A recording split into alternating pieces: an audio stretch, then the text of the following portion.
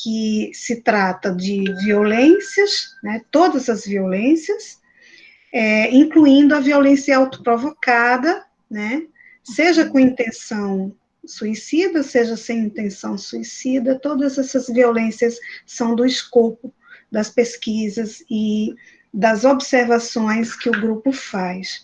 Então, nós somos um grupo interdisciplinar, então nós temos pessoas que são da área da saúde, tem pessoas que são da educação, tem pessoas que são da história, da geografia, da filosofia, serviço social, enfim. Então, somos muitos pesquisadores e pesquisadoras, somos 22 doutores e doutoras, temos conosco orientandos de mestrado, doutorado, que estão juntos conosco fazendo suas pesquisas também, né? Então, nós fazemos um trabalho de prevenção do suicídio, né? Fazemos um trabalho de valorização da vida o ano inteiro, então não é só setembro, né? Setembro para nós é um mês a mais apenas, de certa forma preocupante, a gente pode conversar sobre isso em outro momento, né?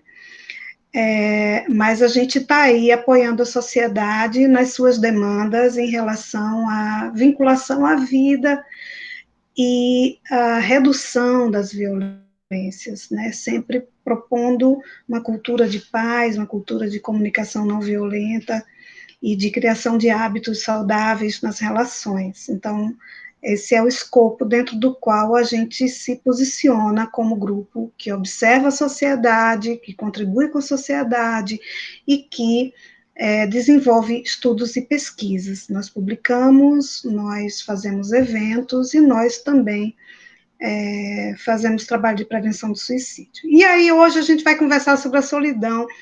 E aí, a gente pegou a laço a nossa psicóloga, neuropsicóloga, Jéssica Bergamini, mestra em psicologia, é alguém que trabalha muito nessa área comportamental, uma abordagem da terapia cognitivo-comportamental.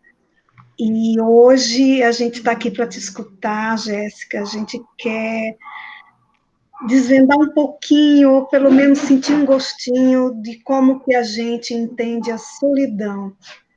Queria que, então, você, por favor, é a mãe do Davi também, a Jéssica, né? Parabéns para o Davi por ter uma mamãe tão brilhante no seu trabalho e alguém tão legal, que está sempre tão perto das pessoas, ajudando a todo mundo a se desenvolver melhor. Então, vamos escutar aqui a Jéssica. Depois a gente pode abrir para as perguntas, preparem suas perguntas, suas considerações para depois da fala da Jéssica, tá bom? Um clima bem informal como é esse que a gente quer, que o interesse é que a gente se sinta bem, se sinta acolhido. Muito obrigada por todos que estão aqui nesse momento, Josinete, Leonardo, Diocleciano, Edson, Jana, Jane, os demais que vão chegando, são todos bem-vindos e bem-vindas. Então, boa noite a todos. Para mim é uma honra e sempre uma satisfação participar desses debates.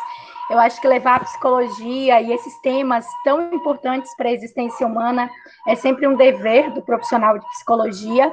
E como a Vilma falou, né, não só no setembro, porque a gente precisa repensar aí esse setembro amarelo, é um mês que me incomoda muito como profissional da área de saúde mental e como paciente da área de saúde mental. E, eu sempre pontuo isso, sempre é um mês de muita militância, porque eu acho que tem algumas coisinhas que a gente precisaria olhar de uma outra forma, apresentar de uma outra forma, né? Então, a proposta de hoje, eu até pontuei com a Vilma que eu não quero, assim, dar uma palestra para vocês. Na verdade, eu quero trazer algumas reflexões e pensamentos sobre a solidão dentro da psicologia e da filosofia existencial, que é a base da terapia cognitiva, né, onde a gente questiona que o que nos faz sofrer é a interpretação que temos da vida e não necessariamente o que passamos da vida. Então, a forma como a gente lida com esses aspectos cognitivos tem essa influência tão considerável, né? E o ser humano, ele tem umas questões culturais e até umas crenças meio sociais, por exemplo, nós somos sujeitos da socialização. Sim, nós somos, né? Mas nós também temos essa característica de estarmos no nosso espaço, de precisarmos do nosso espaço.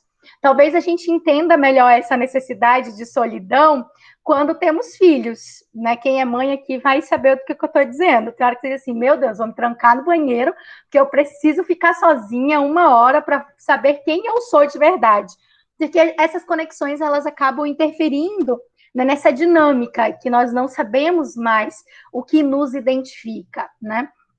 Nós temos muitos olhares modernos. Eu queria deixar aberto enquanto eu vou falando, se vocês quiserem fazer perguntas, tanto pelo microfone quanto pelo chat, tá? Fiquem à vontade, porque eu acho que isso até enriquece o nosso debate, né? Hoje, nós vivemos numa sociedade que preconiza muito a necessidade da socialização e em todos os aspectos. Nós passamos pouquíssimos tempos conosco. A nossa presença, ela chega a ser irritante. Então, estar um sábado à noite em casa, sozinho, a gente não interpreta como um movimento bom. A maioria das pessoas vai interpretar como abandono, como, eu não sou uma pessoa popular, eu estou ausente de amigos, e não busca outras estratégias. E aí entra, hoje, que é o grande dilema da saúde mental, que são as redes sociais. Aí entra nas redes sociais, vê a galera lá na balada, vê a galera no churrasco, vê a galera com a família, e tem essa percepção de que estar sozinho é o ruim, é porque deu errado, não é uma coisa boa, não é assertivo. E a gente vai se distanciando daquilo que é nosso, que é individual, né, o nosso ego mesmo, e vamos buscando nessas conexões essa completude, como se a gente fosse uma parte que falta. E, na verdade, a gente não é uma parte que falta. E em outros momentos da história, a gente vê a solidão como um avanço, inclusive intelectual. Quando nós pensamos nos eremitas, por exemplo, o que os eremitas faziam? Eles se reclusavam, eles iam para a caverna, para o mundo de solidão, para que eles conseguissem, de uma forma pura, que na ideia deles, esse isolamento purificaria eles dos contextos social, e eles conseguiriam ter visões mais críticas, mais sábias. E é interessante o movimento dos eremitas, eram homens muito sábios, né? Que as pessoas da cidade, da sociedade, iam até as cavernas ter com eles por conta da sabedoria.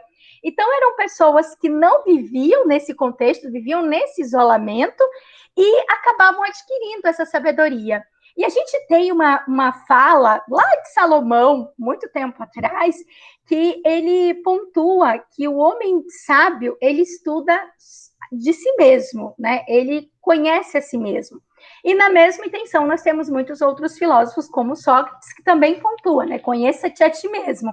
E a gente só consegue fazer isso através da solidão.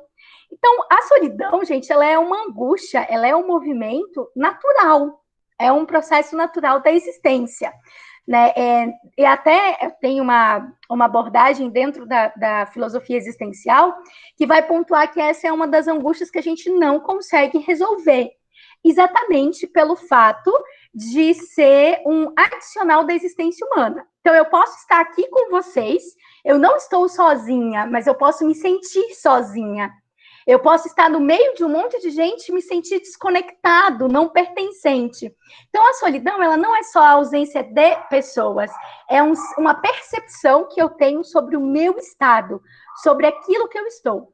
E como a nossa sociedade preconiza a popularidade, a comunidade, a socialização, as conexões, e se eu não consigo fazer isso, eu estou falhando, eu não estou conseguindo, isso pode gerar algum nível de sofrimento.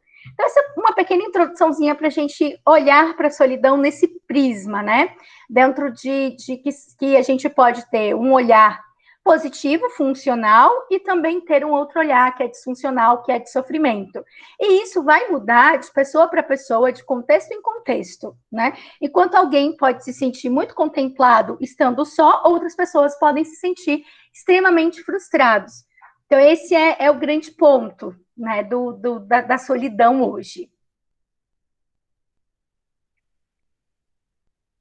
Vocês têm alguma pergunta? A Vilma quer fazer alguma colocação para a gente aprofundar? Essa coisa da solidão criativa, né? assim, que você coloca dos eremitas, quando a gente pensa nos monges que se dedicam à meditação, né?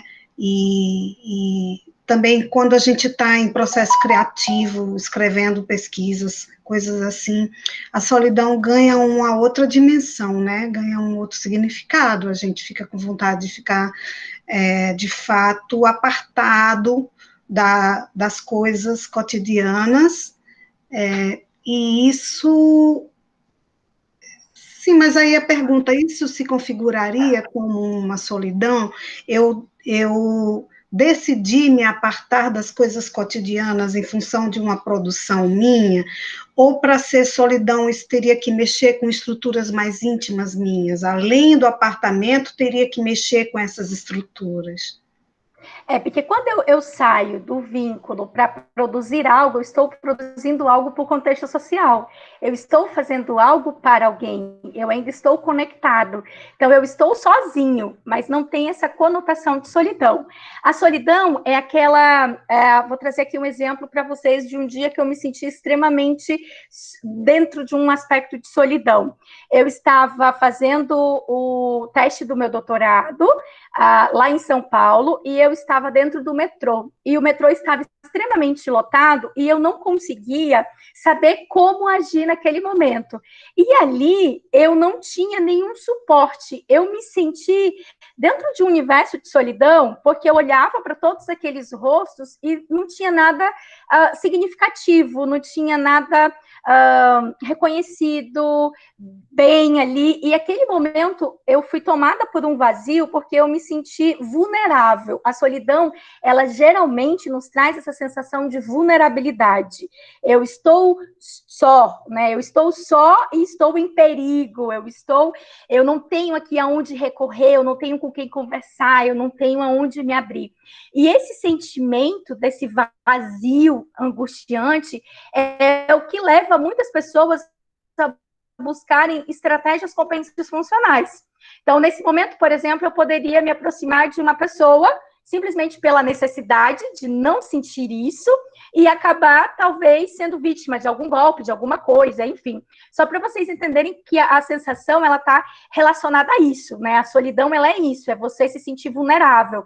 É dizer assim, e agora? E aí a gente pode, como você falou da questão dos monges, até na terapia cognitiva a gente trabalha muito o mindfulness, né, que é a atenção contemplativa. Nós temos a solidão contemplativa. Existem exercícios do mindfulness que você passa mais de 2 dias sem falar com ninguém, dentro do seu espaço, meditando, reconhecendo as suas emoções. E aí nós temos uma solidão contemplativa, mas aí não é uma solidão meio que imposta, é uma solidão no movimento que eu escolho estar recluso para me olhar melhor, porque quando eu estou no meu universo, eu consigo me olhar melhor, eu consigo ver o que essencialmente é meu, né?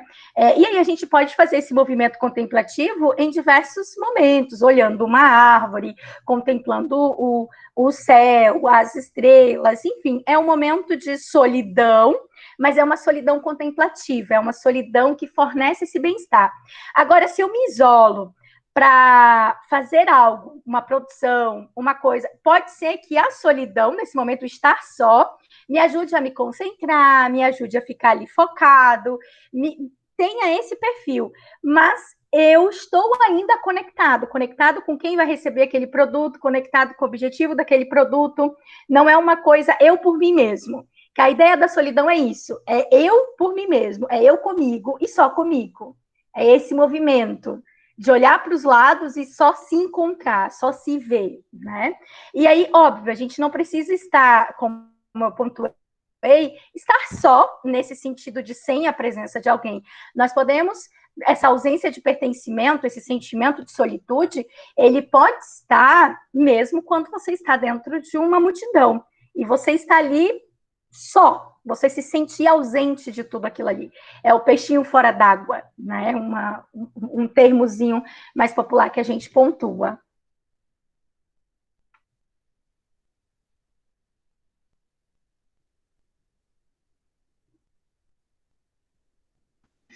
Perguntas? Alguém quer alguma manifestação?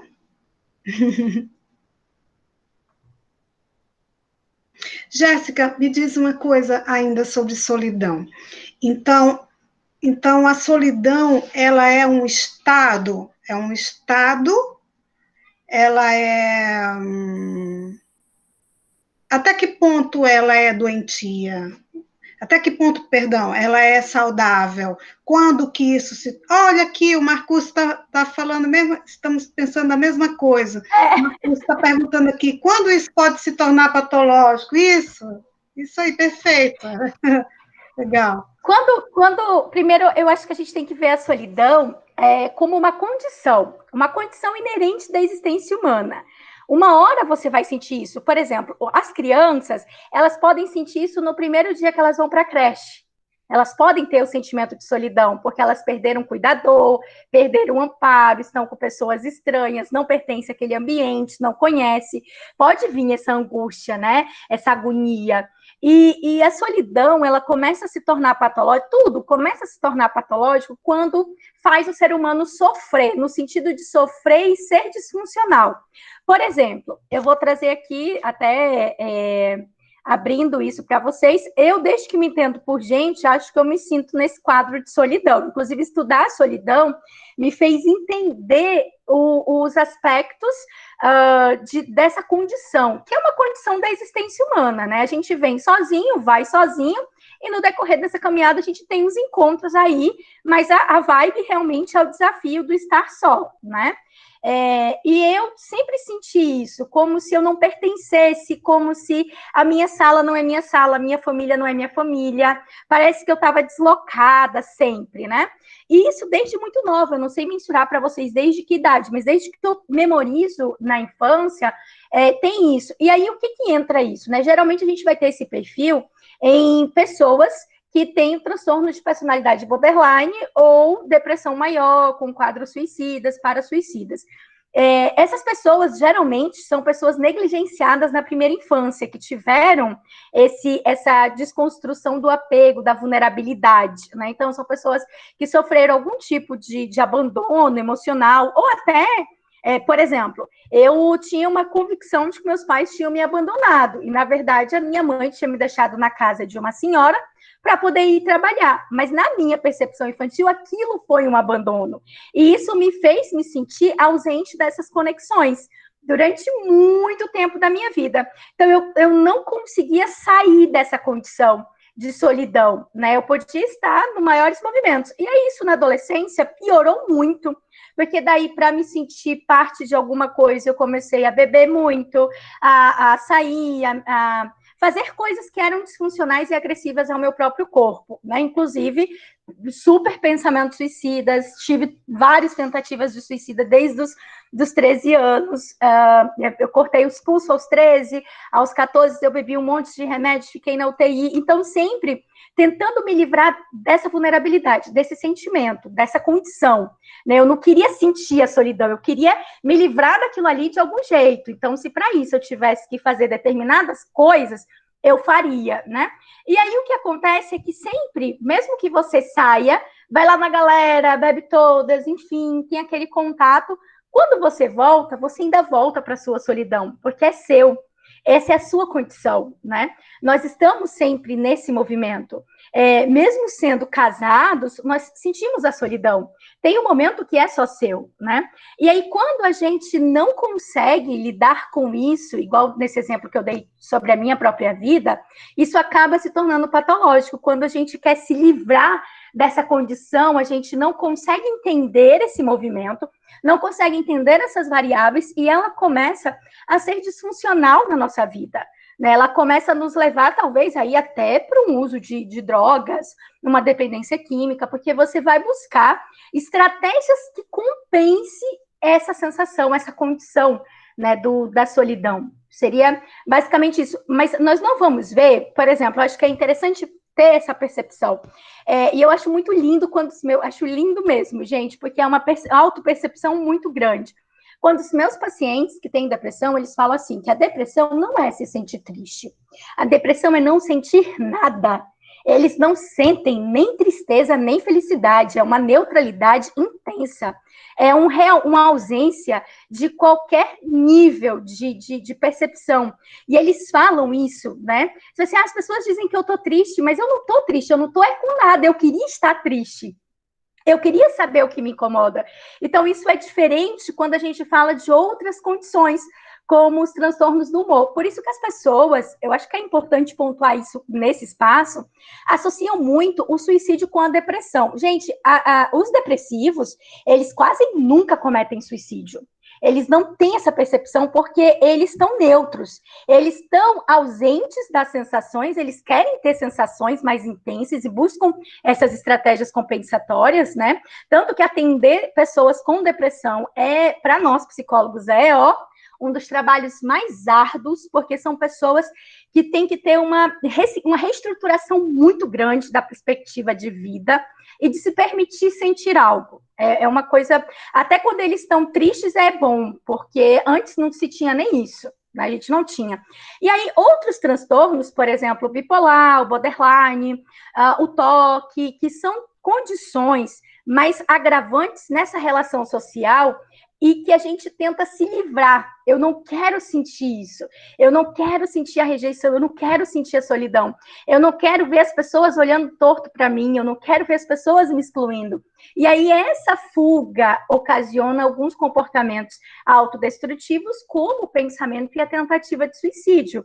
Então, na verdade, é como se eu não dou conta do meu sofrimento, dos sentimentos aversivos, daquilo que é natural ter raiva, ter medo, se sentir sozinho, ter angústia, ter sentimento de rejeição, de abandono, é normal, são emoções que estão dentro da gente, é natural.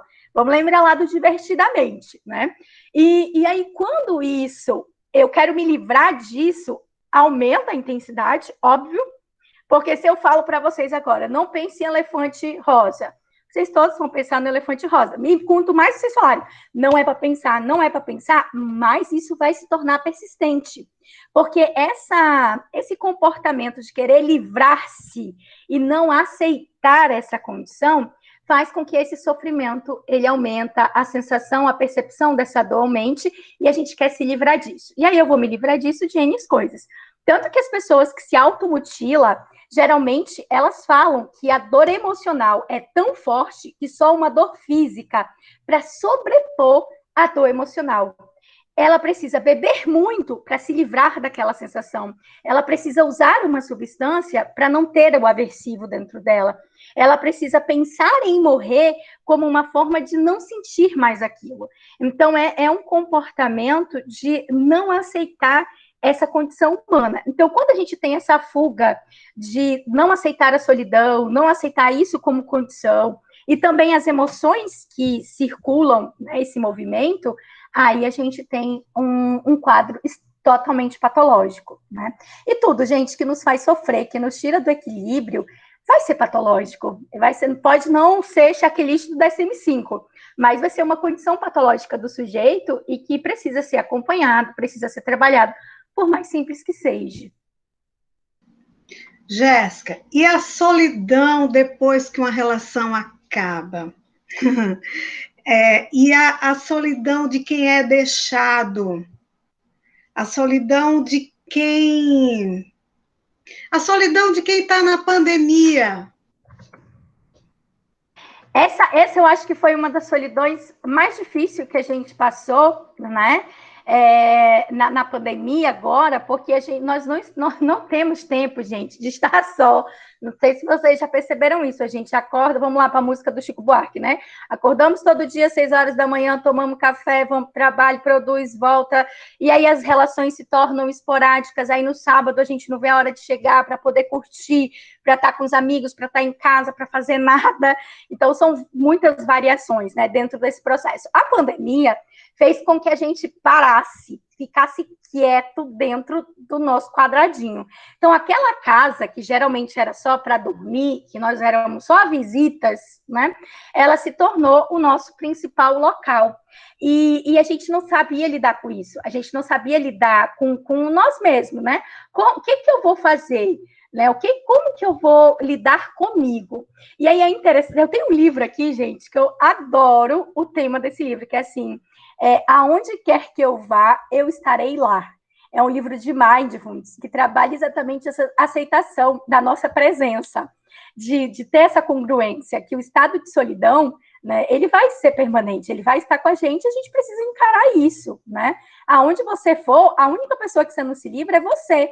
Então, quanto mais assertivo você tiver com você, quanto mais assim, nossa, eu gosto disso, eu vou fazer aquilo, você dá conta de fazer isso de uma forma funcional, é muito bom. E aí entra nessa questão de relacionamento, é muito louco, porque a sociedade, ela coloca na mente da gente uma coisa muito forte, desde que nós somos pequenininhos, que nós somos a tal da metade, precisamos achar a tal da alma gêmea. E aí tem gente que passa a vida inteira procurando esse negócio dessa alma gêmea, que é, na verdade, uma condição cultural, né? A gente vem aí do processo histórico do casamento, das relações, dos bens, né? De uma série de questões que fizeram com que o ser humano fosse monogâmico. Porque, na verdade, a monogamia, ela é uma coisa muito nova, né, entre os seres humanos enquanto espécie. Né? Nós não tínhamos isso como protocolo, isso vem sendo construído ao longo de muitos anos e de uma esfera bem antropológica mesmo, né? E a gente vê isso em outras espécies, também a monogamia, e com um sentido bem mais diferente, porque o ser humano, ele é o único animal que tem consciência da própria existência. Vocês não vão ver, gente, o cachorro de vocês tendo crise existencial, tendo angústia existencial, perguntando assim, eu estou muito só hoje o dia inteiro nesse apartamento, estou me sentindo sozinho, preciso resolver isso, eu vou comer mais ração.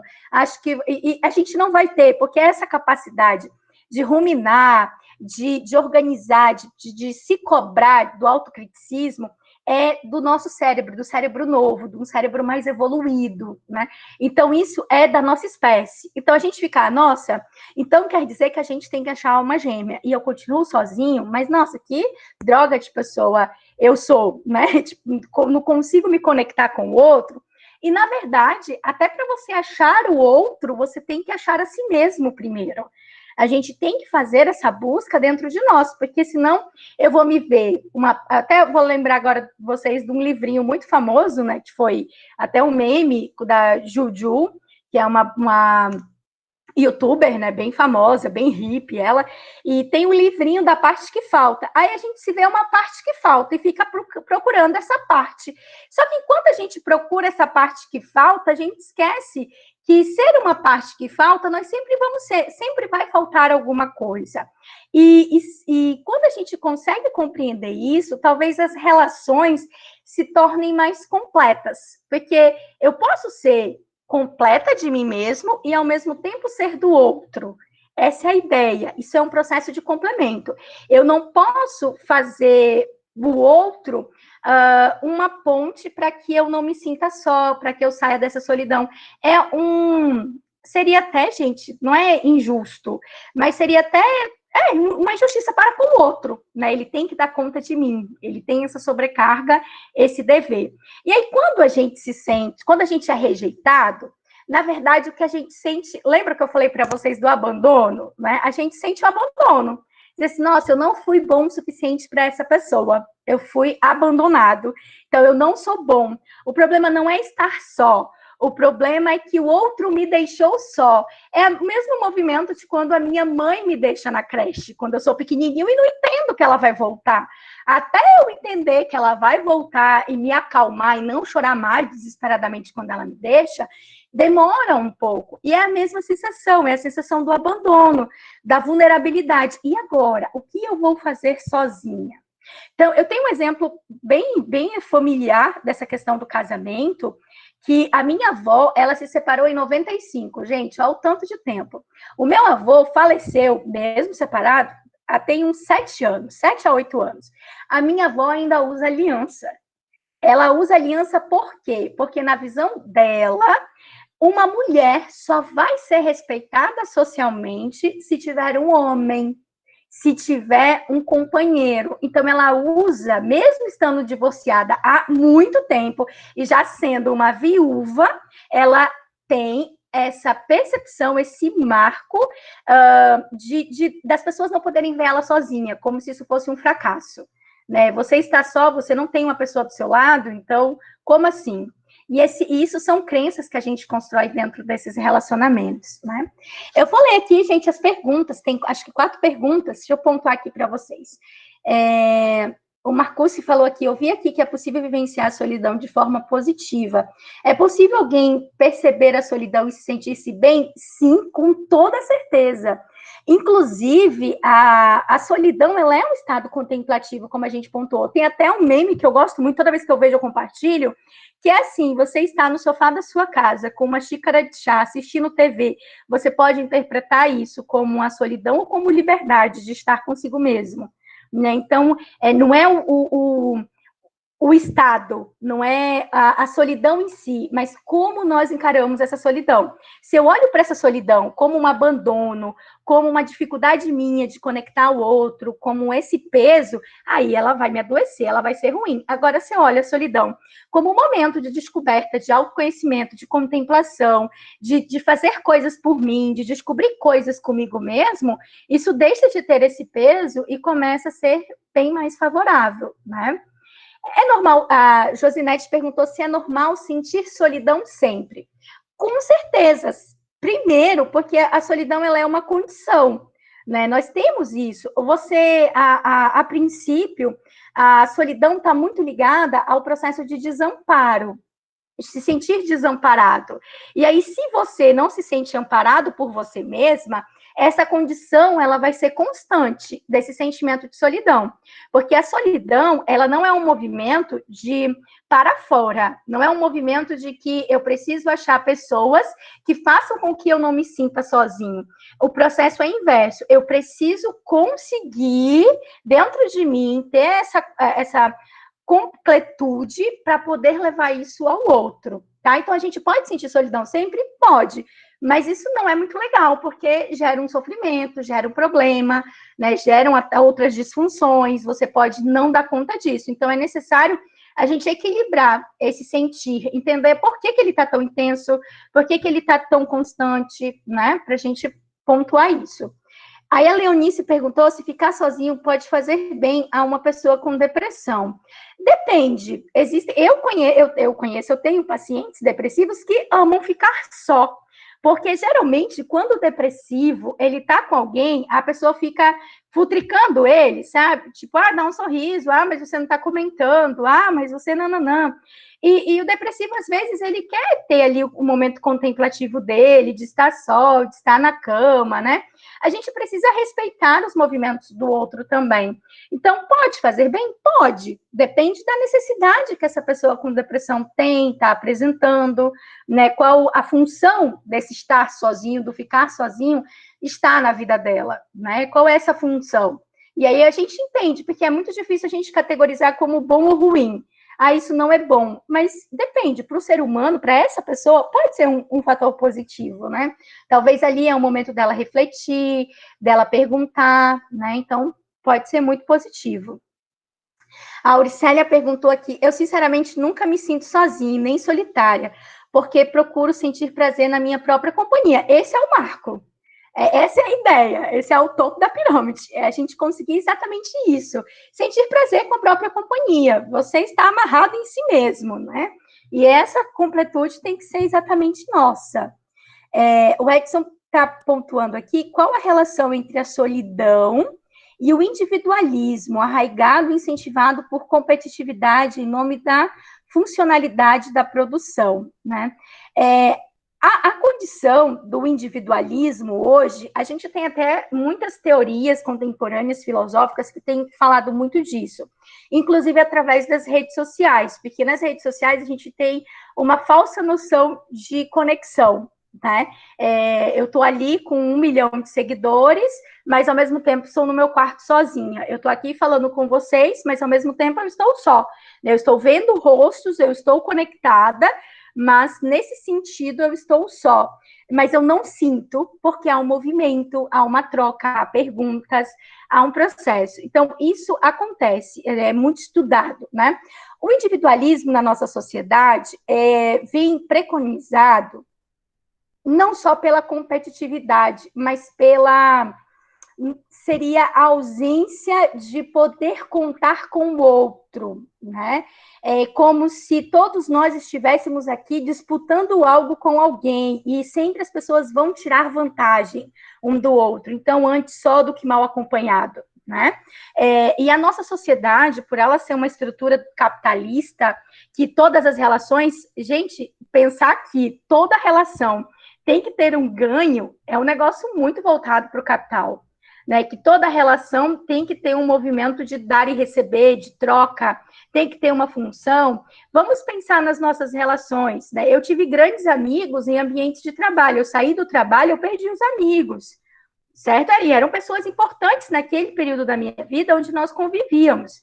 Então, existe muito esse processo da própria sociedade nos impor esse olhar de não se conectar, não olhar para o outro, estar mais distante, não confia plenamente, né? Hoje mesmo eu estava conversando com um casal que são meus pacientes, e eles vão casar no civil, e eles estavam conversando, olha, gente, olha que louco, conversando sobre qual vai ser a divisão de bens. Então, tipo, eles já estão casando, pensando na divisão de bens, né? Então, a gente vai aqui se conectar, mas a gente já quer deixar tudo organizado para vai que, né, isso se desconecte.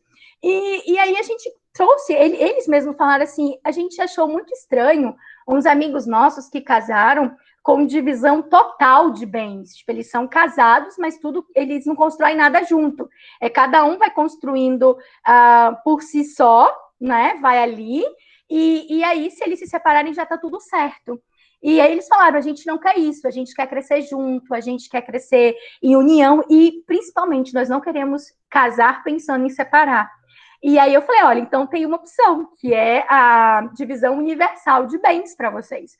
Que tudo que vocês têm antes e têm durante vai ser dividido de forma igual e pensando nessa junção total. Então, só para a gente ver que até uma relação que a gente envolve, né, amor, uma construção de família, encontrei minha alma gêmea, ainda pesa nessa questão do capital, da competitividade, do individualismo, de dizer, estou contigo, mas estou resguardado, estou contigo, mas tenho um contrato, né? Essa noção de não podermos confiar plenamente no outro. E aí, de novo, eu volto numa palavrinha, que é a vulnerabilidade, é se sentir vulnerável. Eu estou vulnerável no amor, né? Eu tô vulnerável. Exato, oportunizando relações utilitaristas. São utilidades, né? Eu preciso. E aí é onde entra. Quando a gente foge da solidão dessa condição, a gente vai buscar ser útil para alguém fazendo alguma coisa. E quase sempre, né? Nós podemos ir para além dos nossos valores. Então, por exemplo, eu não gosto de ir em tal lugar, mas como todo mundo vai lá e eu preciso ser útil para essa galera, eu preciso estar junto, eu vou acabar indo, eu vou acabar mudando. Então, sempre tem essa questão de ou eu preciso ser útil, ou alguém precisa ser útil. Então, é realmente essas relações.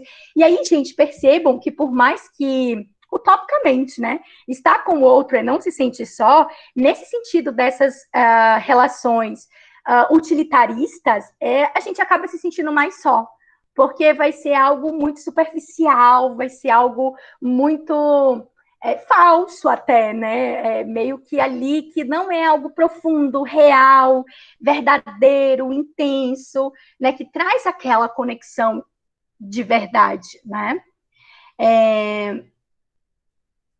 Exatamente. Aí o Edson pontou, estou acompanhado ou útil funcional para o outro? Exatamente. E aí entra até o sofrimento que a gente tem, né? Eu estou fazendo bem para essa pessoa? O que eu posso mudar em mim, né? Como se estivesse dentro desse processo. E isso é muito ruim, porque daí a gente trata pessoas como objetos, como coisa. Né? É uma máquina que funciona para mim, ou eu sou a máquina que funciona para o outro. E a gente não entende o sujeito como ser, como dinâmico, subjetivo, com a vulnerabilidade que ele tem, né? Então, tudo bem não ser perfeito, tudo bem se sentir ali aquém, mas a gente consegue ter essa percepção. O Edson disse ali, grato. Eu que agradeço, gente. As perguntas estão ajudando bastante. Se vocês têm mais perguntas, colocações, vamos lá. Estou aqui à disposição de vocês.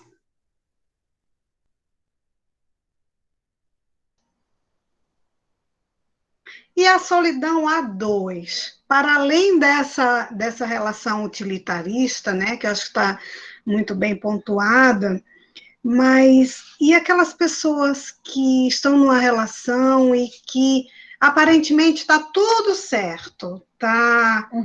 Ama a outra pessoa, construiu um lar bacana, mas ainda falta alguma coisa. Essa outra coisa que falta, as pessoas costumam chamar de solidão. Eu ainda me sinto só. É solidão mesmo? Ou ou é a sensação de que o outro não completa? Ou é esperar do outro que ele faça uma coisa para a qual ele não está pronto, ou que não é adequado esperar dele. O que é que você diz para a gente sobre isso? Exatamente, porque quando a gente casa, ou quando a gente cria essa percepção de que encontrei o meu parceiro, encontrei o meu complemento, encontrei a minha alma gêmea, encontrei a parte que faltava, né, da minha vida, a gente acaba responsabilizando essa pessoa por sentimentos que são nossos.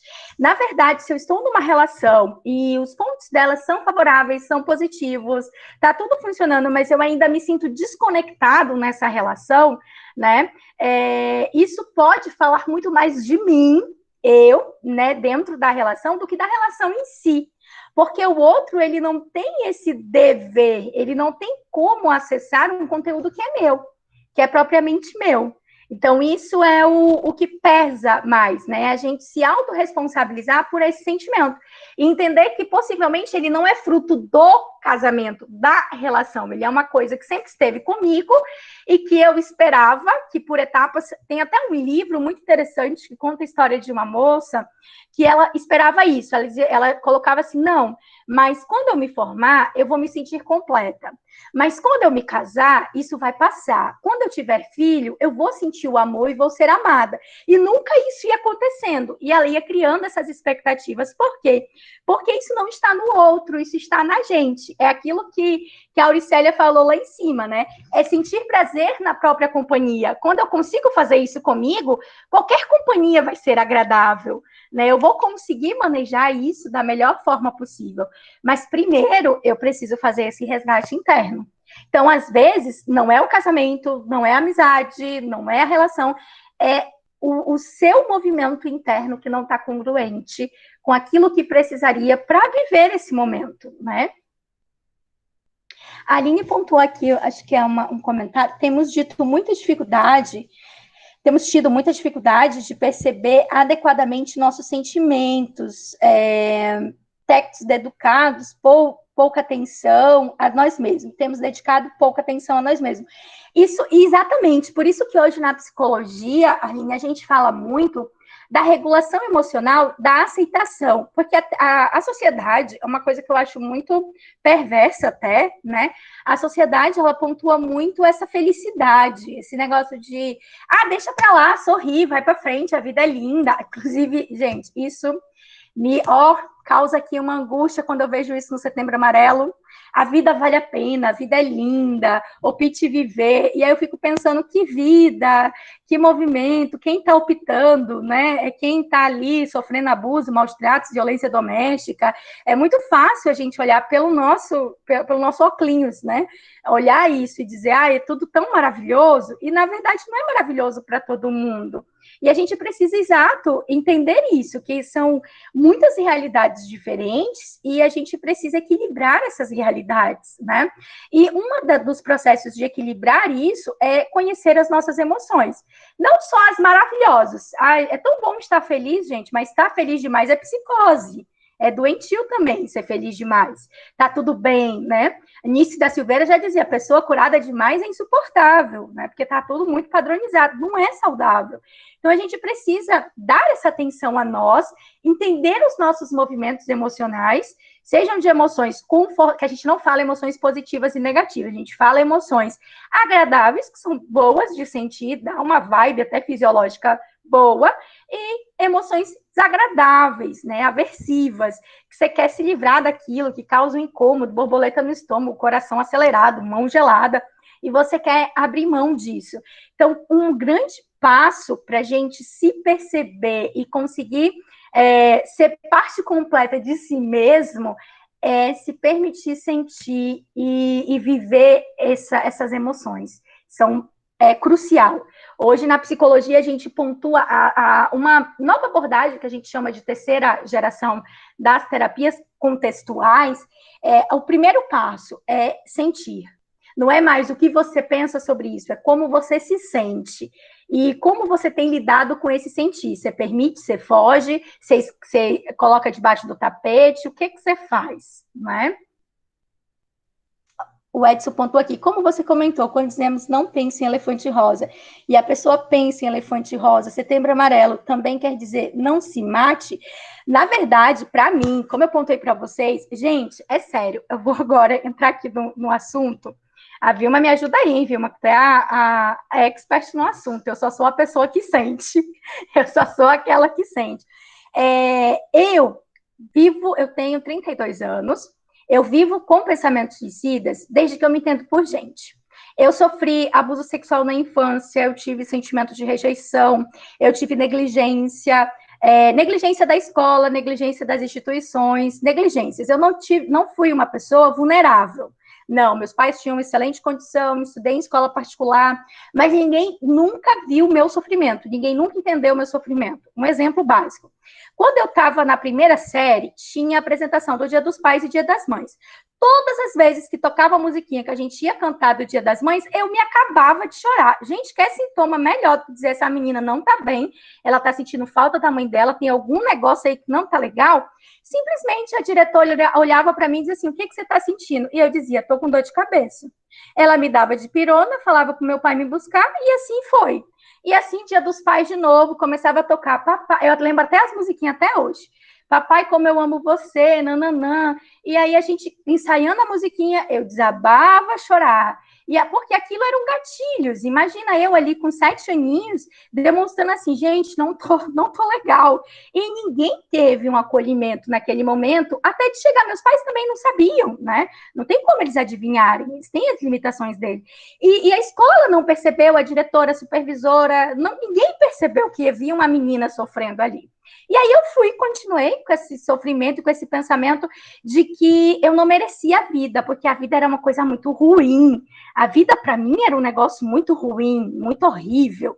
Deus me livre de viver. Eu vi a vida, né? Você tem que dar a vida é uma dádiva. Eu dizia, meu Deus, isso é um pecado. Eu estou aqui, eu não quero estar aqui, né? Deus me puniu, você vai viver. A minha sensação era essa, né? E quando eu penso em Setembro Amarelo, sempre vem na minha mente suicídio, as tentativas de suicídio, os gatilhos de suicídio que eu tenho, os pensamentos de suicídio que me corroem até hoje, porque se alguma coisa dá errado na minha vida, gente, não vem assim o pensamento, não, tudo bem, amanhã você tenta de novo, você fez o melhor que você pôde fazer. Eu preciso de uma energia para ter esse pensamento. O primeiro pensamento que vem é assim, tá vendo? Você não merece viver. A vida não é para você. Você merece morrer. Você já tinha que ter morrido há muito tempo. Lembra aquela vez? Aí vem. Lembra aquela vez que você fez isso, que você fez aquilo, que você fez não sei o que, não sei o que, não sei o que. E isso vem, gente, assim, ó, pufit. E se eu não falo, opa, peraí, eu não tô mais nessa linha, a vida é assim, assim, assim. E aí você vai tentando ativar o eu compassivo, que a gente chama, né? Para ter esse foco. Então, e isso, gente, para quem gera isso, é muito disfuncional, porque daí eu vejo lá, você não está sozinho. Gente, a minha vida inteira eu estive sozinha. Nós estamos sozinhos. Dizer que você não está sozinho não é real, não é verdadeiro. Você não está sozinho. Você está sozinho sim, e nós vamos ter que aprender a lidar com essa solidão e vamos ressignificar essa solidão para que isso não doa o quanto dói. Vamos reestruturar isso daí, mas é solidão mesmo, isso é uma condição humana. Percebem? Até porque quando a gente pede ajuda, e isso é um fato, né? A gente fica assim, meu Deus, mas para quem? Eu vou ligar para quem às 3 horas da manhã para dizer que eu não estou me sentindo bem? Né? Para quem que eu vou fazer isso? Tanto que eu, como terapeuta, tenho essa super abertura com os meus pacientes, porque eu sei que às vezes, por ser uma relação comercial, eles podem dizer assim, vou ligar para minha terapeuta, vou ligar para a Jéssica, porque tipo, ela tem o dever de me escutar, de estar comigo. Isso pode ancorar, pode ajudar essa pessoa a enfrentar um momento de crise, né? Pode ser um apoio ali necessário nesse momento, porque a maioria de nós, quando estamos ali precisando de um suporte, a gente não necessariamente vai ter esse suporte, né? Então, para mim, o Setembro Amarelo não é não se mate, é um gatilho de pense em suicídio. Pense em suicídio. O que vem na minha mente é sempre isso. Prevenção ao suicídio. Gente, a gente previne suicídio com vida. Por que a gente não fala de vida? Por que a gente não fala de que tudo bem sofrer? Tudo bem não ter uma vida perfeita? Tudo bem não estar casado? Tudo bem não conseguir fazer as coisas no tempo que a sociedade quer que você faça? Tudo bem, tá tudo bem não ser totalmente bom, né? Tá tudo bem ser imperfeito. Nós poderíamos falar mais disso, ao invés de dizer, opte por viver, a sua vida vale muito. Gente, quando a pessoa está no pensamento suicida, numa crise mesmo, dessa inadequação, e alguém diz para ela que a vida dela é importante, é a maior mentira, não faz sentido nenhum. A minha vida não é importante para mim. Como quem é você na fila do pão para dizer que eu sou importante, se eu mesma não consigo me visualizar assim? Então, não são essas palavras que vai fazer a gente mudar esse padrão esquemático que o pensamento suicida é um transtorno, é recorrente, ele não, como eu falei para vocês, ele não, hoje eu entendo, hoje eu jamais, se você falar, Jéssica, mas você acha que você potencialmente vai se matar? Jamais, não tem nem função isso na minha vida, mas os pensamentos estão aqui, mas as memórias estão aqui, as lembranças moram dentro de mim e a dor continua aqui, né? Isso é muito forte. E o Setembro Amarelo, para mim, sempre é um desafio, porque aí esse ano eu fiz diferente, já botei logo tudo lá, falei, gente, ó, deixa eu contar para vocês, a minha vida com suicídio é essa, exatamente para livrar isso de mim logo, dizer assim, ai, pronto, não preciso mais ficar lembrando disso, porque eu já contei, já tá aí, já validei esse sentimento, né? Mas eu não vejo como um não se mate. Na verdade, para além, deveria ser, né? Mas não é assim, não. Gente, tem um estudo, um artigo que eu fiz com uma acadêmica, muito tempo atrás, mas foi um bannerzinho que a gente levou para um congresso, falando sobre o movimento no Setembro Amarelo, o aumento de suicídios que tem no Setembro Amarelo.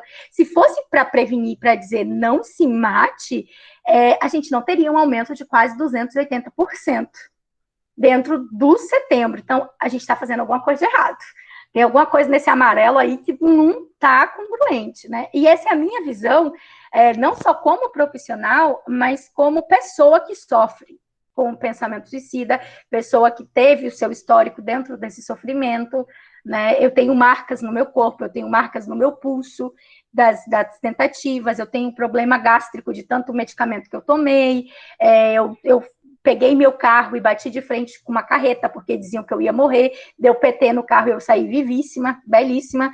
Então, tudo isso até me mostrava que viver, para mim, era tipo um karma. Você vai viver, você não vai morrer. Até eu entender isso de um outro prisma, numa outra perspectiva, e hoje dizer, ainda bem que nada do que eu fiz funcionou, porque hoje a minha vida tem muito mais valor, tem muito mais significado, foi muito tempo, foi muita terapia, foi muita leitura, foi muito autoconhecimento.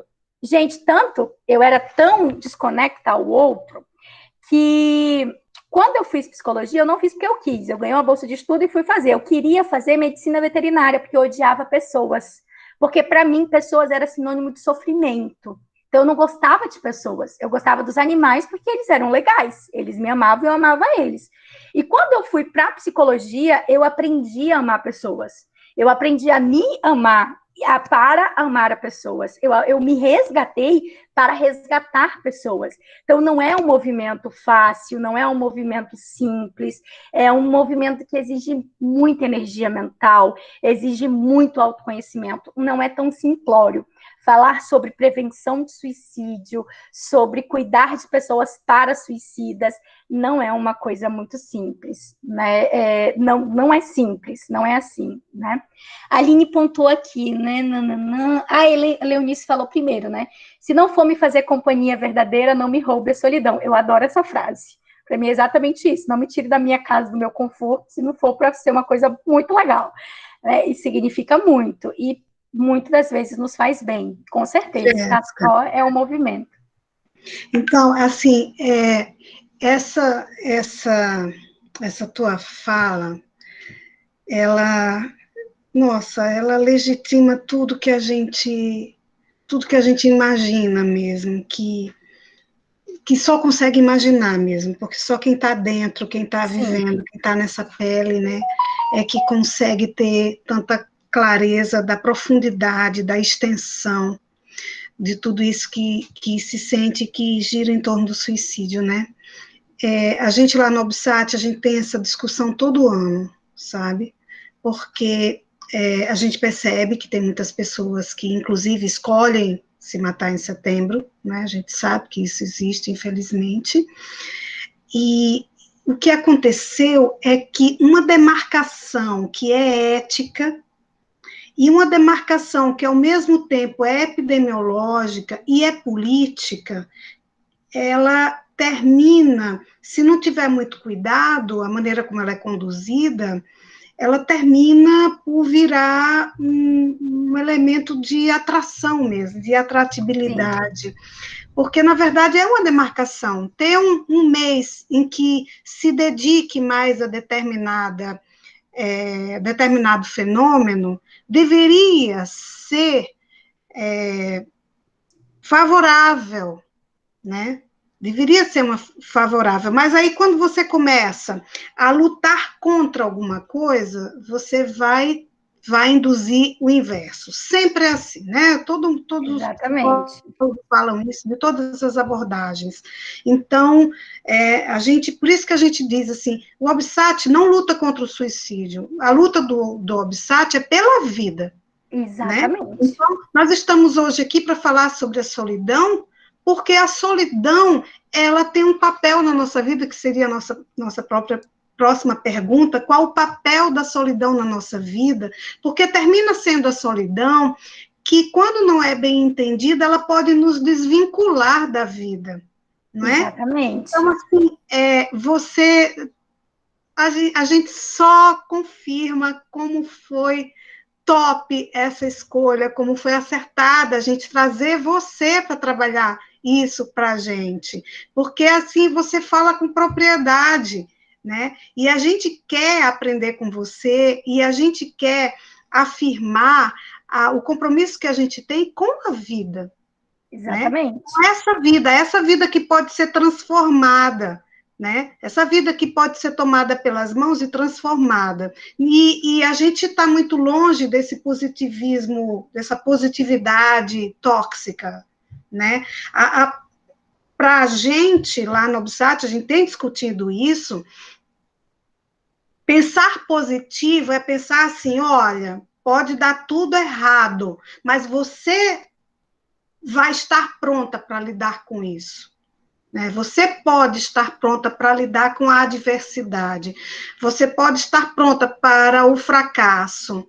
Né? Então, assim, positivo nesse sentido, não no positivo e que vai acontecer uma mágica e que as coisas que todas as evidências apontam para que vai acontecer um sofrimento, vai acontecer um revés, e você ainda achar que não vai acontecer, né? Não no sentido de sim, é possível que aconteça. As tendências todas, as evidências estão mostrando que está muito perto de acontecer, mas você pode estar pronta para encarar esse revés, né? E se refazer a partir dele também, né? Então, assim, essas demarcações de mês, de dia, de ano, elas, às vezes, elas são muito mal interpretadas, né?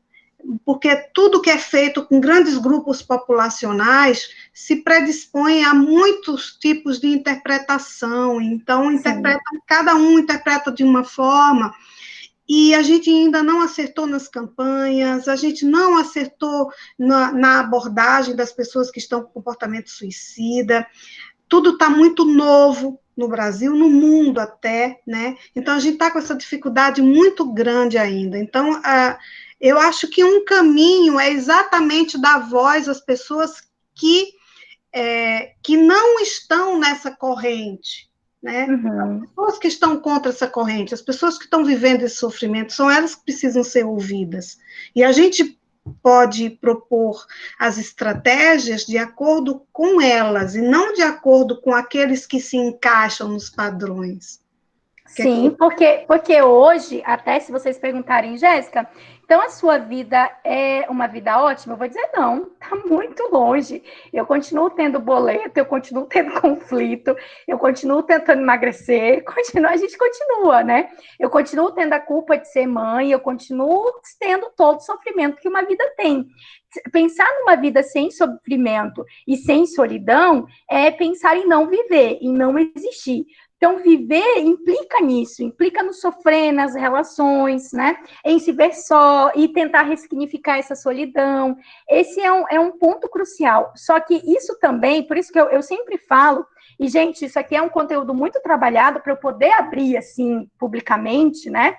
Exatamente por quê? Porque quando eu falo, um monte de gente chega nas minhas redes sociais e diz, nossa, eu me sinto igual você falou, eu nunca tive coragem de dizer isso para ninguém. Por quê? Uma coisa chega aqui, gente, a vida é maravilhosa, é tudo lindo, é aquele que se sente lá, que a vida não é boa, ele não vai dizer, ó, eu discordo, a minha vida é um inferno, minha vida é horrível, eu não aguento mais esse negócio, ele não vai dizer.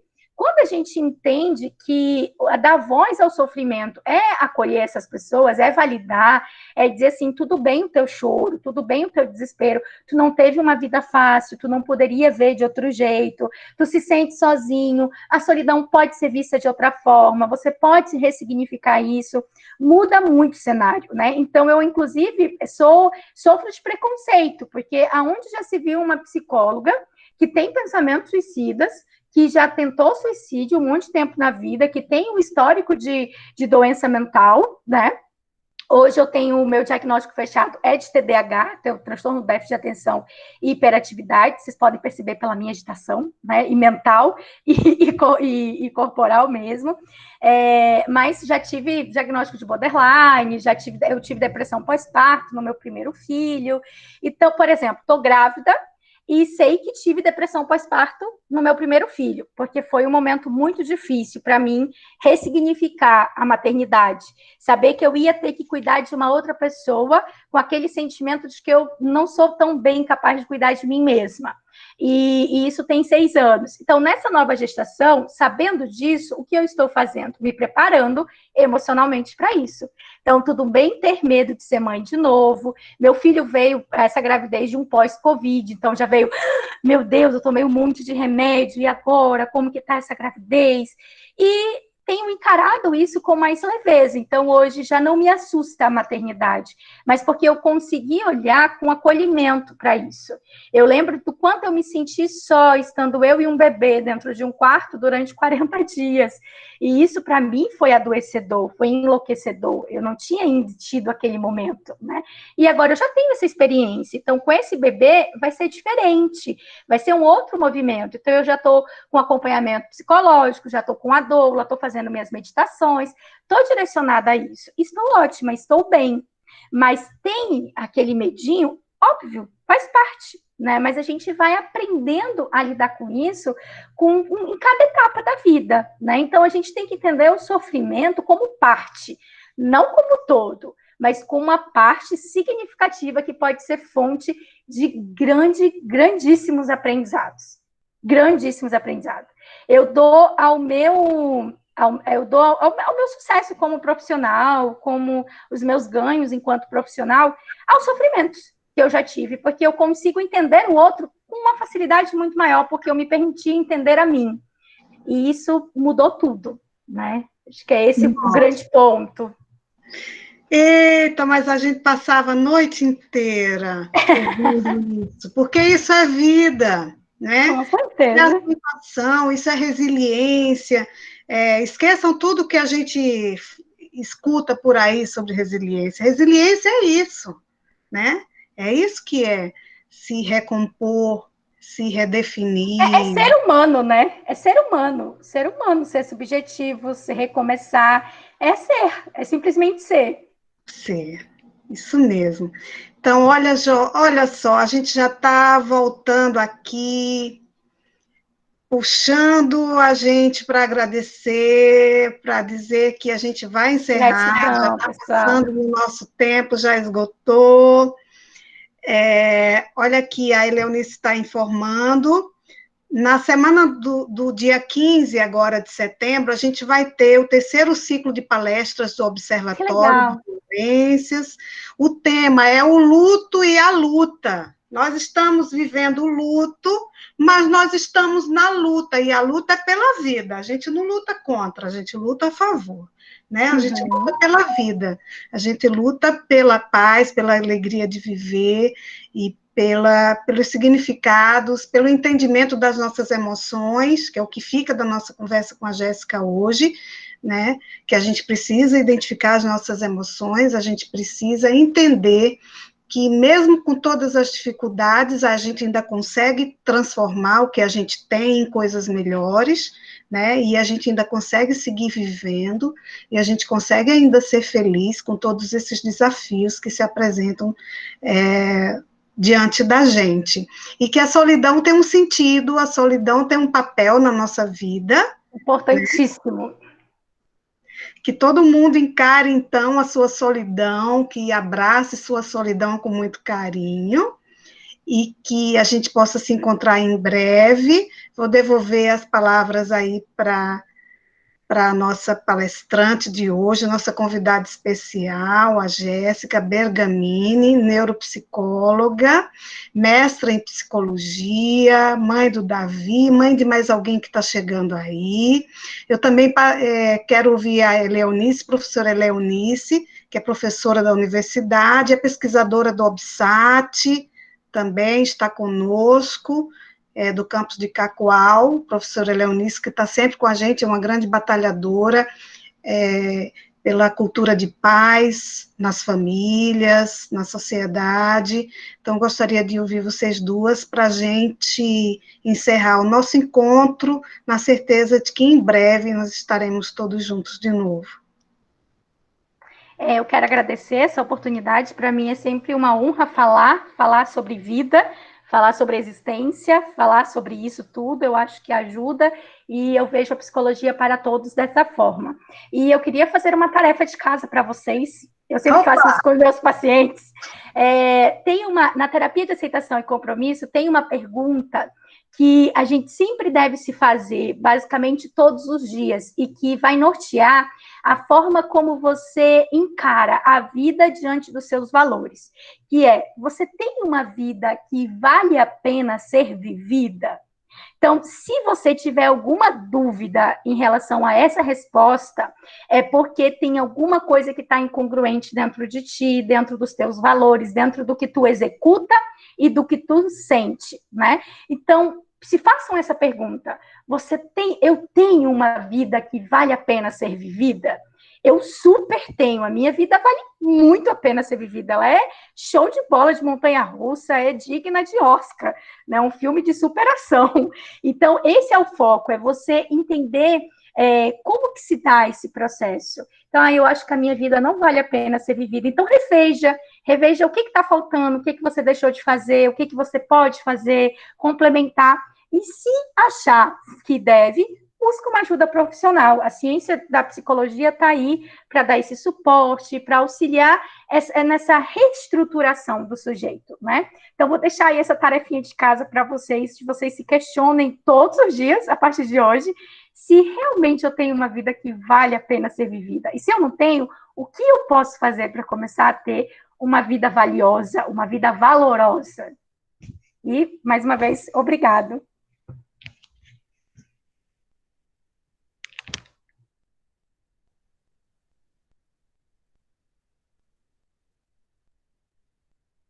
Estamos sem seu som, Eleonice. Sorry, estava esquecendo. Bom, agradecer a Jéssica, né, pela contribuição aí, por tantos ensinamentos, realmente, e é um tema mais em voga do que nunca agora, né, em tempos de pandemia, com tantas dificuldades, na verdade, tantos desafios que a gente tem enfrentado nessa época, né? 2020 tem sido um ano assim, sui generis, né? Muitos desafios, a necessidade constante de nos adaptarmos e principalmente, de nos reerguermos, né? E esse tema aí foi realmente muito bem-vindo. Agradecer, então, né, pelas palavras aí, pelo compartilhamento, né, dessas informações e conhecimento, e também quero agradecer, Vilma, né, nossa colega, e principalmente a nossa coordenadora do OBSAT, né, a líder do nosso grupo de pesquisa aí, que é guerreira, né, então, assim, achei muito interessante essa sua chamada, né, essa semana aí, para que a gente pudesse realmente estar traçando, né, algumas linhas de atuação aí, agora mais do que nunca, né, eu penso que realmente seja necessário, e pedir desculpas também, né, estamos acompanhando aí pelos contratempos técnicos, mas para os próximos, nas próximas lives aí, nós vamos procurar realmente já nos adequar com antecedência, né, Vilma? Como se diz, vamos aprender fazendo nós mesmas aí, para que as coisas possam fluir realmente, né? Então é isso. Obrigada, Vilma, com você a palavra aí para o encerramento. Obrigada, Jéssica. Obrigada. Nós estamos aqui também com o nosso vice-líder do grupo, nosso também coordenador, Marcúcio, que está aqui com a gente, Marcúcio Antônio, doutor, enfermeiro, doutor em desenvolvimento e ambiente. Então, estamos todos ligados aqui. Temos o Edson, que também é pesquisador, a Jana Carvalho, que também é pesquisadora do OBSAT. Então, estamos todos muito ligados e muito ávidos por aprender, Jéssica. Muito obrigada por essa aula de hoje. A gente espera muito contar com você em outras ocasiões, viu? E aquilo que a gente puder também, enquanto grupo de pesquisa e observatório da sociedade, conta com a gente, tá? Pessoal, muito obrigada quem ficou até agora. Muito obrigada pela paciência, pelo carinho, e que a gente possa se encontrar em breve, na semana do dia 15, para a gente fazer o terceiro ciclo de palestras do Observatório de Violência, Saúde e Trabalho da Universidade. Acompanhe as nossas redes sociais, nós temos o Instagram, nós temos o Facebook, e estaremos colocando as nossas programações lá, tá? Muito obrigada, valeu!